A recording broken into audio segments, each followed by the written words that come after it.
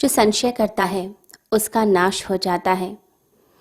मन के खेल बड़े ही सूक्ष्म होते हैं। मन बड़ा ही कुशल राजनीतिज्ञ है।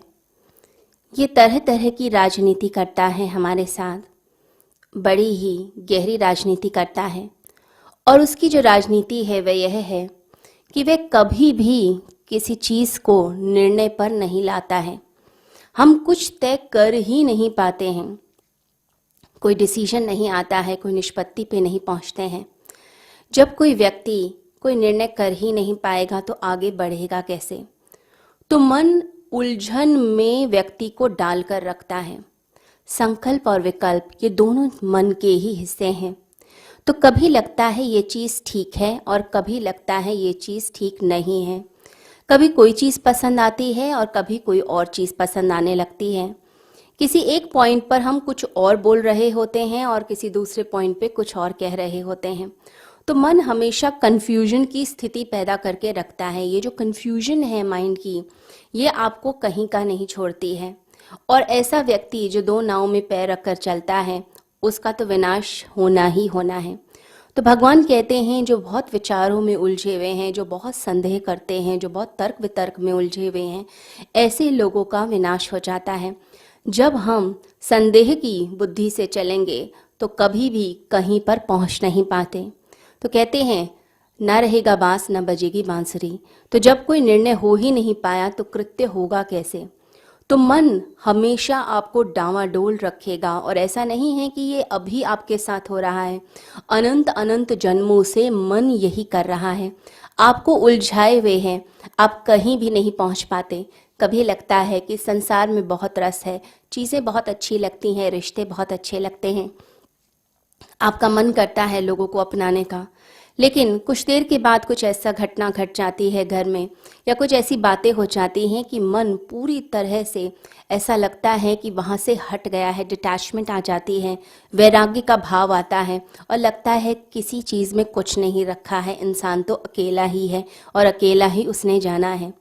तो मन एक जगह नहीं है, कभी लेफ्ट है कभी राइट है, ऐसा मन कहीं नहीं पहुंचता है। तो मन से हमेशा संदेह ही आते हैं, कन्फ्यूजन्स ही आती हैं, परंतु निर्णय फिर कहाँ से आते हैं? निर्णय आते हैं आपके हृदय से, आपके प्रेम से, आपकी श्रद्धा से आते हैं। तो जो मस्तिष्क है उसका काम है चीज़ों को काट देना।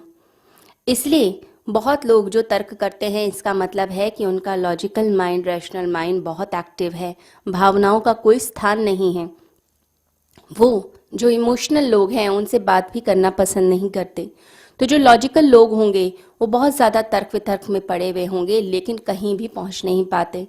तो निर्णय हमेशा हृदय से आते हैं। मस्तिष्क कैंची का काम करता है, काटता ही चला जाता है, परंतु जो हृदय है, जो श्रद्धा है, वो हमेशा जोड़ने का काम करती है। इसलिए जब हम प्रेम से भरे हुए होते हैं तो हम सबको अपनाना चाहते हैं, लेकिन हमारे अंदर अगर अविश्वास आ गया किसी के प्रति तो हम उस व्यक्ति को दूर कर देते हैं। बस ऊपर से दिमागी तौर पर ही बात होती है, हृदय की कोई बात होती ही नहीं है।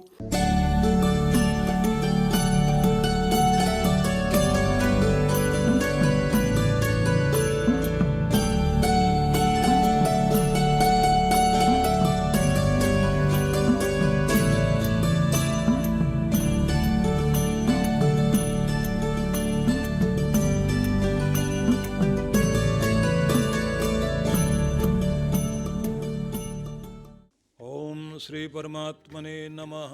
आप सभी भक्तों को बहुत बहुत शुभकामनाएं और आशीर्वाद। और आप सब के लिए प्रत्येक वर्ष की तरह 108 कुंडीय श्री गणेश लक्ष्मी महायज्ञ का आयोजन इस बार फिर से आनंदाम आश्रम में आयोजित किया जा रहा है।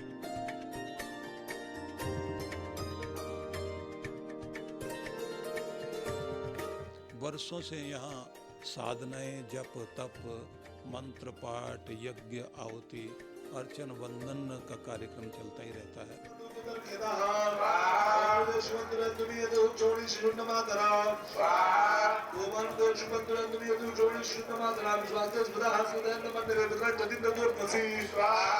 इस बार विशेष रूप से यज्ञ का कार्यक्रम तो रखा ही है, साथ साथ में सभी भक्तों को हम जो भी आएंगे उन सबको ये चाहेंगे कि यज्ञ कुंड के पास या फिर बाहर परिधि में बैठ करके आप सब लोग मंत्र पाठ करें, जो आपको सिखाया जाएगा कि सभी लोग जो है गणेश शीर्ष का और श्री सूक्त का साथ साथ पाठ करेंगे। हजारों कंठों से एक साथ इतनी ध्वनियाँ निकलें तो कैसा भी दुर्भाग्य व्यक्ति का हो टूटेगा जरूर और सौभाग्य जागृत होगा, रक्षा कवच आपका काम करेगा।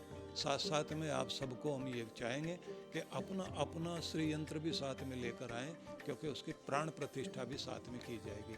और एक विशेष चीज़ इस बार वैभव साधना अनुष्ठान साथ साथ में कराएंगे और वरदान सिद्धि साधना, तो इसकी बुकिंग अलग होगी।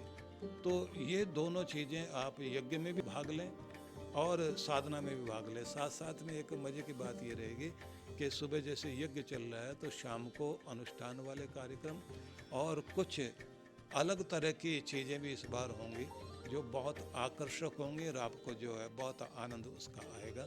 तो मैं चाहूँगा कि इस कार्यक्रम में आप बढ़ चढ़ कर भाग लें, और यदि कोई नहीं आ पा रहा है तो संकल्पित यजमान बन करके अपने घर में बैठे बैठे ही आप सामने उसमें शामिल हो करके और उसी तरह की मनोभावना बनाएं।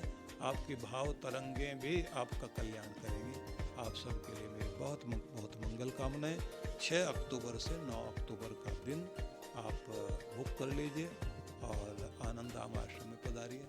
मैं आपकी प्रतीक्षा